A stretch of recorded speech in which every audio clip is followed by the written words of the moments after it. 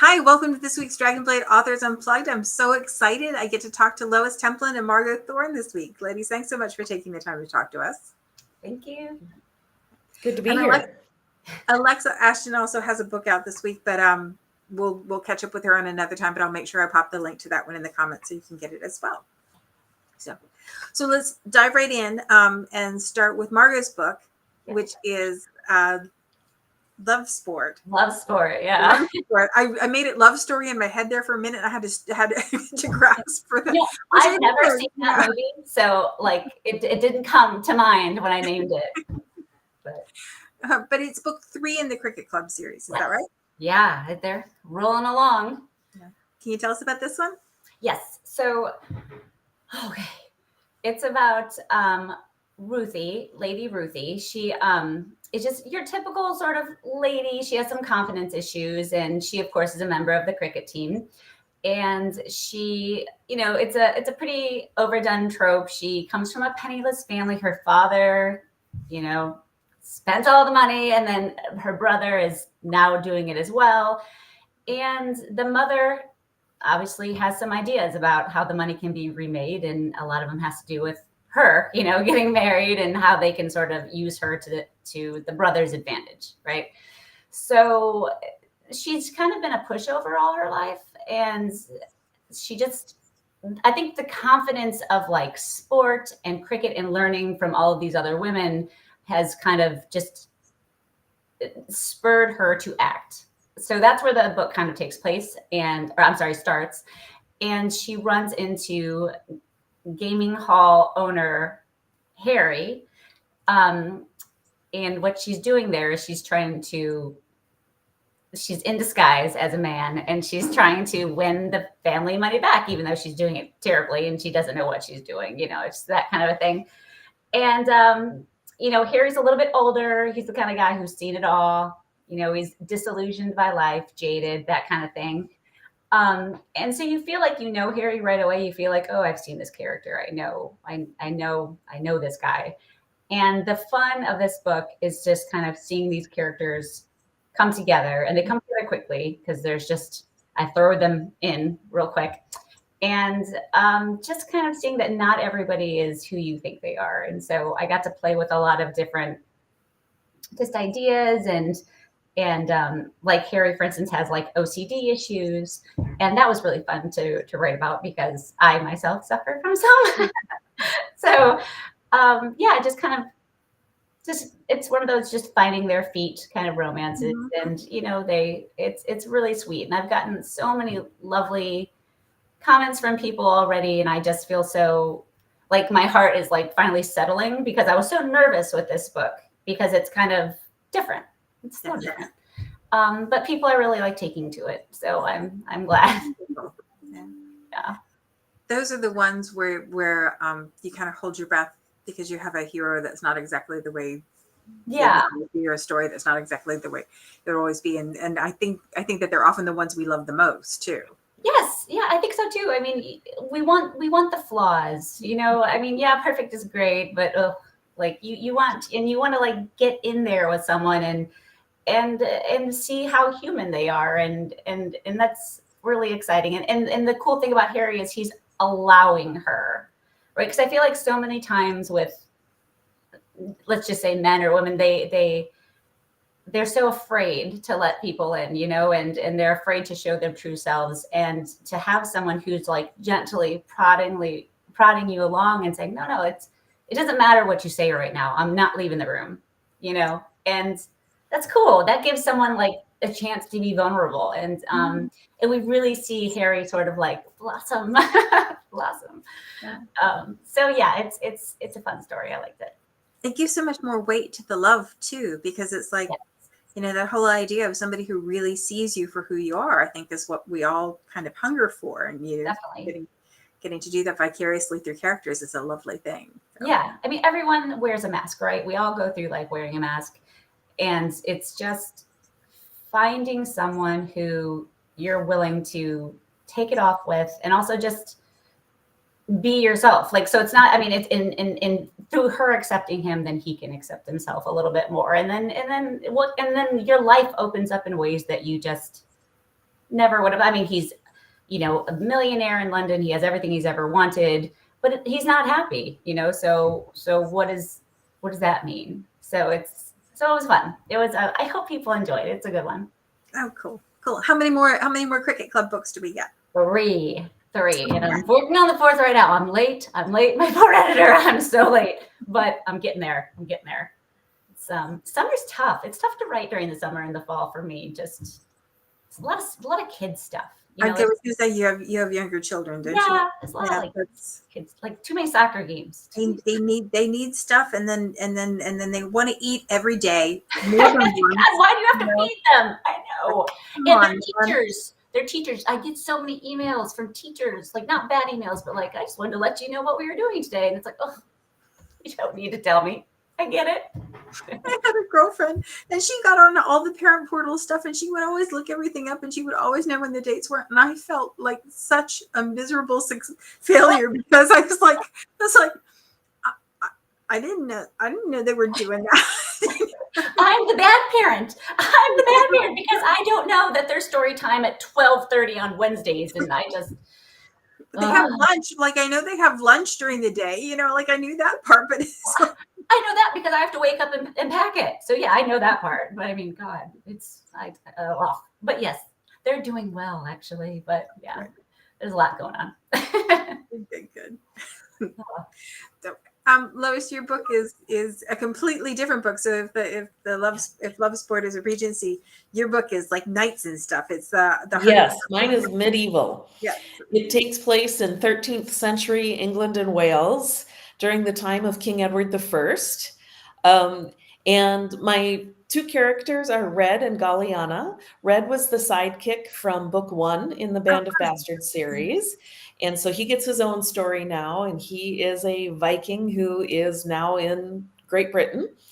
And Galliana is the heroine in the story.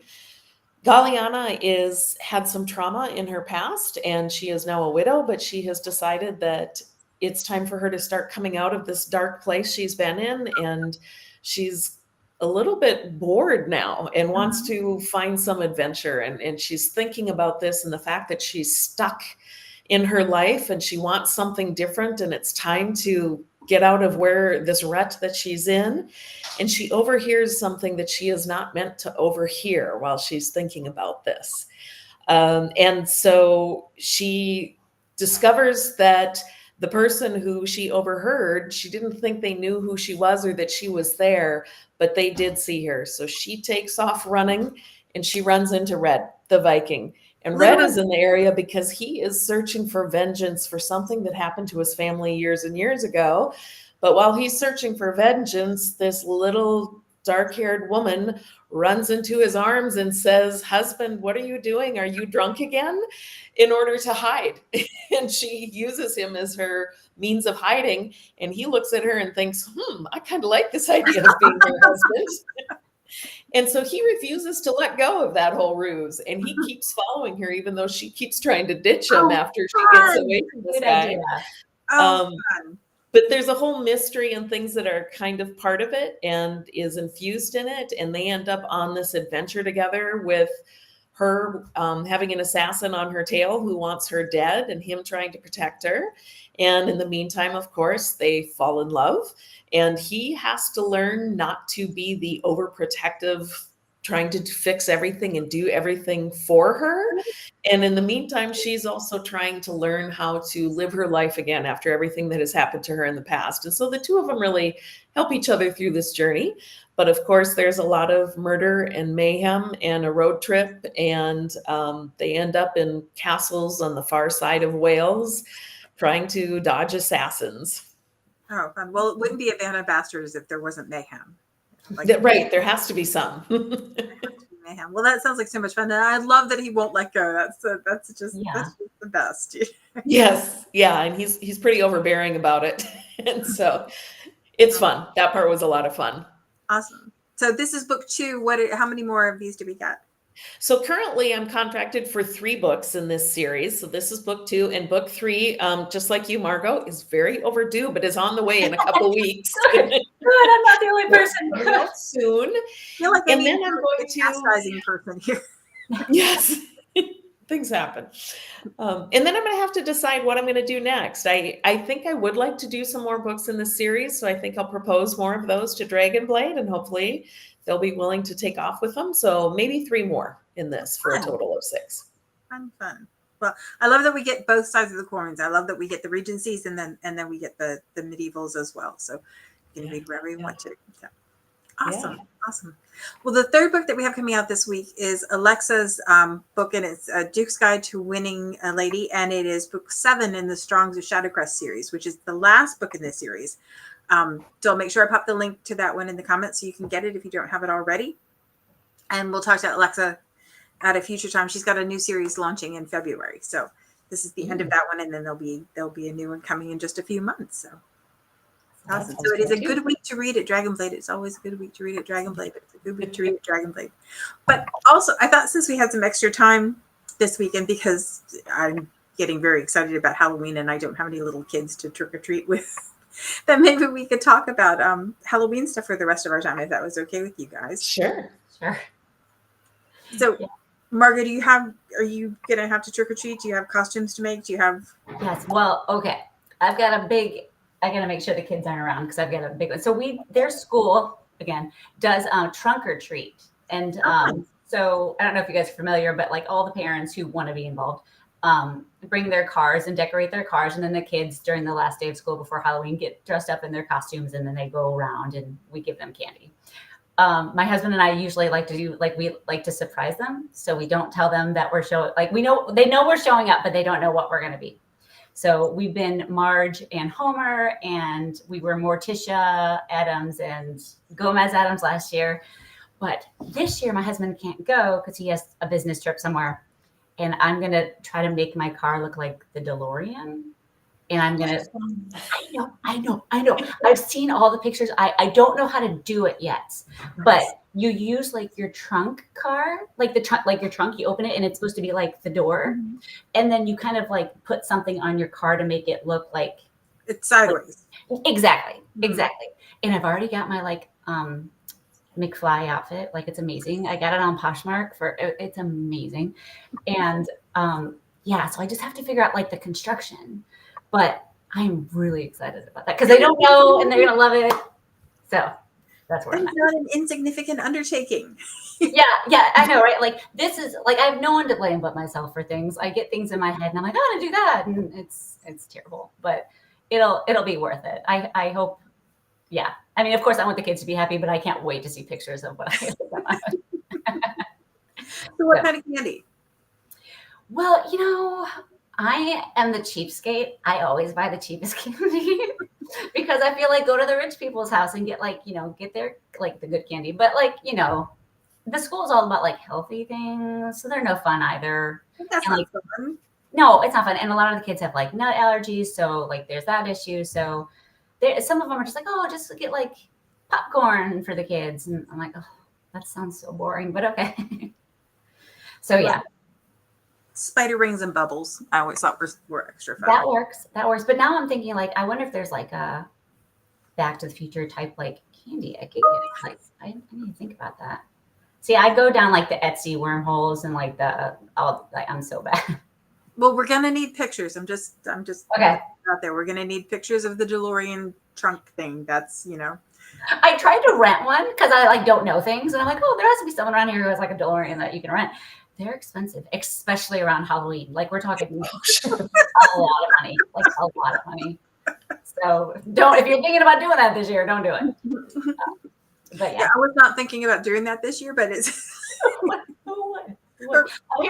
any year. But no, people rent them for parties for like, and I didn't know that there was like this market to rent.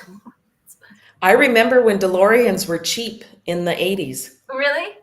Yeah. So I'm, too bad now that my dad didn't buy one because he had an opportunity. Somebody was trying to get rid of it and it was really cheap, but he said, no, what are we going to do with it? It's just a stupid looking car. Oh, if we'd had it now. Should have looked 40 years ahead. You should have to people like me.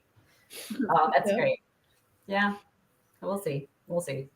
So Lois, what about you? Do you have any Halloween plans or things to do? So we live in Greece now, and this will be my first Halloween in Greece. And my understanding is that in Athens, it's a little bit of a thing. So the clubs and a lot of places do things, but we live in a little village. And so I am expecting that there's going to be nothing happening there. It's going to be interesting to find out if they do anything maybe down in the town square, or how they embrace it, or if they do at all. But here in Athens, and actually I'm in Athens right now because we have my relatives from Colorado visiting. Oh, And man. so, That's and they have a awesome. little 5-year-old boy. So one of the places that we're taking them here in Athens is there is a coffee shop called Little Kook. And they, every year, they do 4 different themes throughout the year for 3 months. And they do like Alice in Wonderland. They do like all these different fantasy themes. And so the entire block is turned into whatever it is that they are doing, and including an alleyway. And then people dress as the characters. Well, they're doing Halloween right now, I found out. Oh, So fun. we're bringing him down there tomorrow to go see what it's like, but it's all decked out in Halloween things, and it's this long block, and you can go have coffee and cake and treats and things. So we're going to do a little Halloween stuff tomorrow, and then I'll find out what it's like to live in a little village on Halloween in Greece. Yeah, I don't know if I feel very bad for not knowing if people trick or treat other places in the world, or if that's just a thing that we do. I think it's really prominent in the US, is my understanding. Yeah. And in some places, like in England, I know they do it somewhat, where my brother lives, but a lot of countries, not as big, not as much as the USA does. Lois, what got you to Greece? Like, what was, if you don't mind explaining, like, Yeah. how did you So, my husband and I started talking about 6 or 7 years ago that we really don't want to be working in the jobs we were currently in for, until we're 65. Let's find a way to retire early and find a place that's affordable, and also see more of the world, which is something we wanted to do. Yeah. Greece is a very affordable place to retire early. And so we retired early and bought a house here, and now live here, and we're planning to see more of Europe and more of this side of the world. And then it also gave me the chance to pursue writing full time, which is something I really wanted to do. And we wanted an adventure. We wanted to live someplace that has a little different culture and experience new things. And it's really been amazing. I live in this little old medieval village, so I love the atmosphere of it. Cool. And then, we have neighbors that we've met that are we've got Greek neighbors. And so we're starting to learn the language and getting to know them as well. But it's the little village we live in is a place that people from Europe come to. So we've had people from Italy that we've had dinner, like neighborhood dinners with, and people from Austria and France, and then all the Greek people in the neighborhood. It's just really been a very, wonderful cultural experience to fantastic. See these people from all over the world and kind of get to know more about different ways of thinking and different ways of life. So brave. It's been really wonderful. We're really glad we did it. It was scary, but we were really glad we did it. That's so cool. That's awesome. They have all kinds of energy. That's very cool. Yeah. Have you built writing habits for yourself?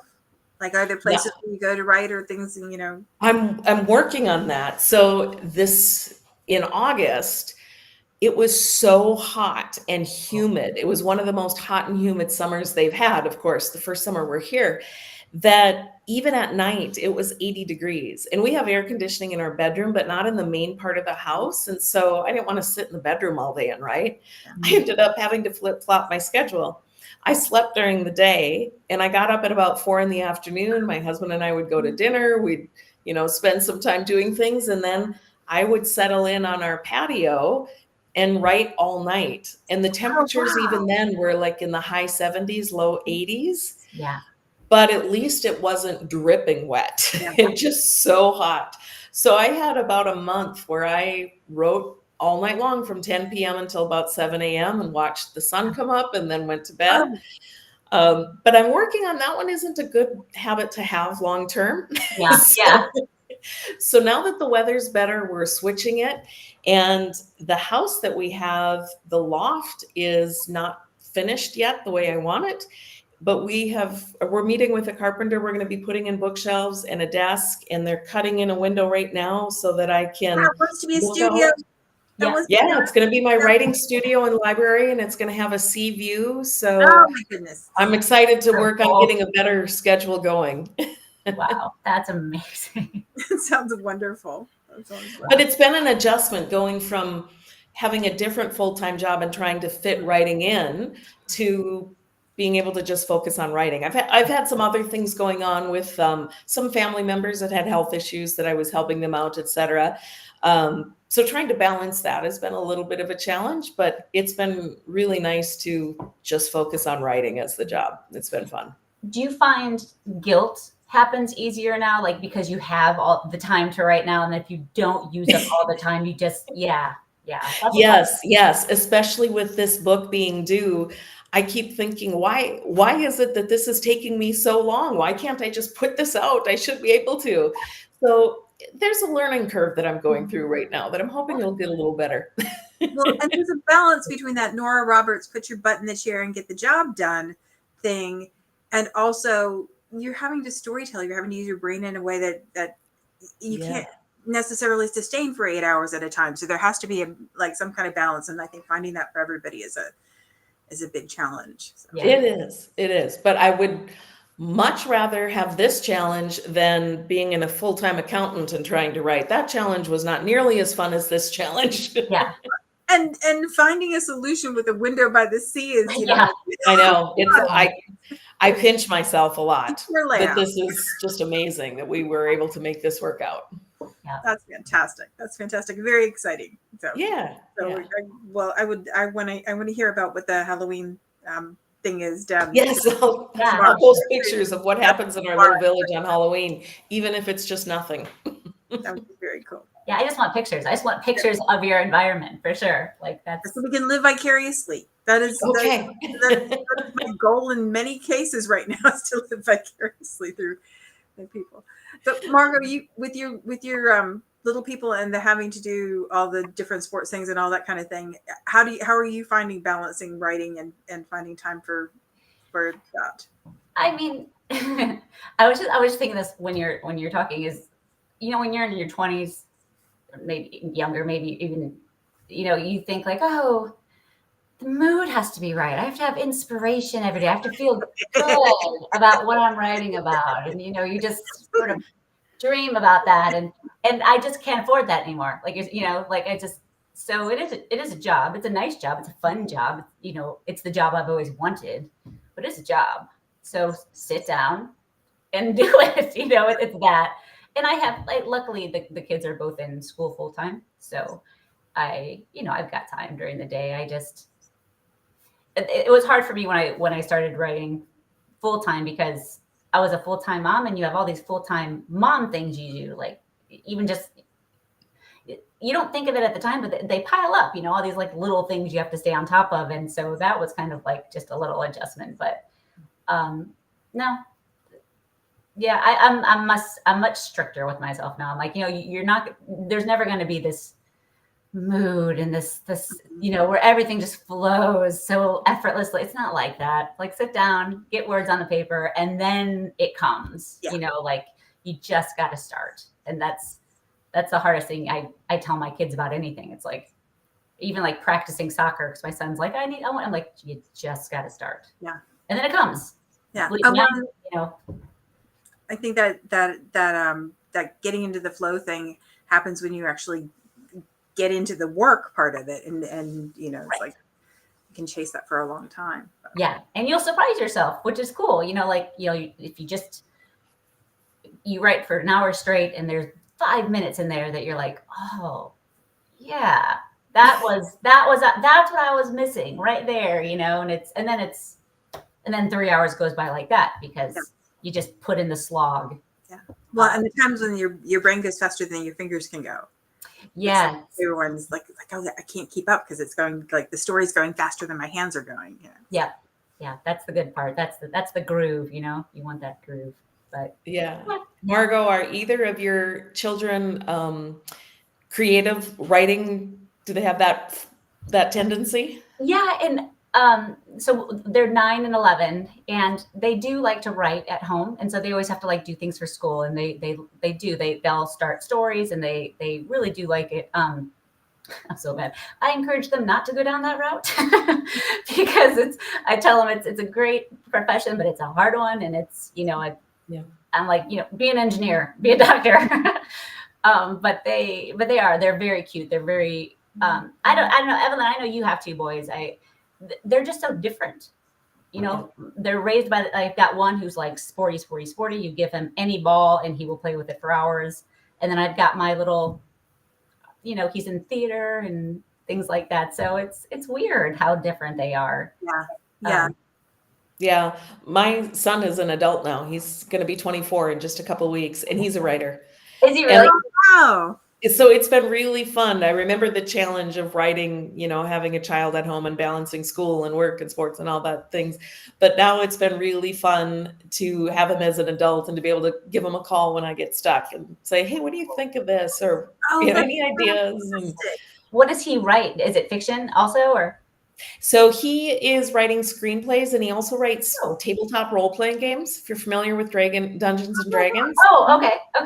He does his own version of that. There's a lot of people that create their own versions of that, and that's what he's writing. So that all the books and all the lore that goes with it. So that's what he's working on. Cool. Like literally, my oldest son, he's wearing a Dungeons and Dragons shirt right now. Okay. Because he's like trying to Mine get probably into is too. I'm happy you said that. That's good. Yeah. So it's been a lot of fun. It was a challenge when he was younger to do the schedules, but it's been really fun now to have him as a sounding board. Does he now? Because he does story. I'm sorry, you said screenwriting. Is he in LA or does he? Yes. Is he really? Yeah. Wow. Yeah. He lives in North Hollywood, and so that's where he's working on things. He's a starving artist, along with all of his friends who are aspiring actors and directors and writers, and it's kind of fun to watch as they 24. That's exactly the right time to do that. Right. It is. It really is. Yeah, we encouraged him to do, the engineer, graphic designer, any of that. And he pursued it for a while. And then he came to us and said, I do not like school. I don't want to do this. I want to pursue the creative. I just want to go there and see what happens. So that's awesome. Said, okay. And off he went at 20. I think he was 20 when he moved to Hollywood. Oh, wow. So bravery runs in the family then. I'm seeing like a habit. Taking the leap and seeing if you can make it to, yes. So was proud of him. That's awesome. I mean, because they are who they are, right? I mean, one of the best advice I got from someone when they were real little is I go, oh, we're doing this, or, we're in baby this and baby this. And she just like laughs at me. She's like, they are, you think you're molding them a little bit, but their personalities are there. They're there. And I was like, okay. But that's so true. That's so true. Yeah. I had to let it go and just be like, you know what? They are who they are. And a huge chunk of it is staying out of the way, like staying out of the way and trying not to micromanage things. It's like I've watched all 3 of them, and that impetus to kind of go, it's like, no, just they have to figure it out, because that builds a resilience and a tenacity that doesn't come, if you're there all the time, which is really hard. Right. And that's what a lot of parents say now. It's that they don't allow their kids to fail in that way. They don't, because they're always there watching. And that's one thing I really try to be cognizant of is like, no, you got a B because you earned the B. I didn't help you get the A. That's, you could have tried harder. You didn't want to, so I'm trying to like kind of do things like that. I don't know. It's hard. Yeah. It's always a challenge, but somehow they turn out. They grow up and they turn out. They despite us. Exactly. Yeah. I mean, I just hope the therapy bill isn't too big. It should be. Anyway. Well, ladies, it was lovely to talk to you today. I really appreciated having a chance to get to know you all better. I know readers appreciate that too. So thank you so much for sharing your time with us and sharing your little bits of your life with us. That was lovely. I will make sure Thank you, Evan. the links to all the books in the comments so you can grab them if you haven't gotten them already. I'm going to do my pitch because it is a true pitch that Dragonblade books are the best deal on pre-order and release. Do you want to grab them right away? We also have, for those of you who are ready to get your spooky on, we have the Wraith at Midnight collection comes out on the 26th. And we're also doing free holiday novellas from years past will come out around the same time. And then we're releasing the anthology novellas on their own. So just keep an eye on the page and I'll make sure that you have links to get everything you want to get. So thanks so much, ladies, for taking the time. I really do appreciate it. It was great. Thank you. Yeah. Bye-bye.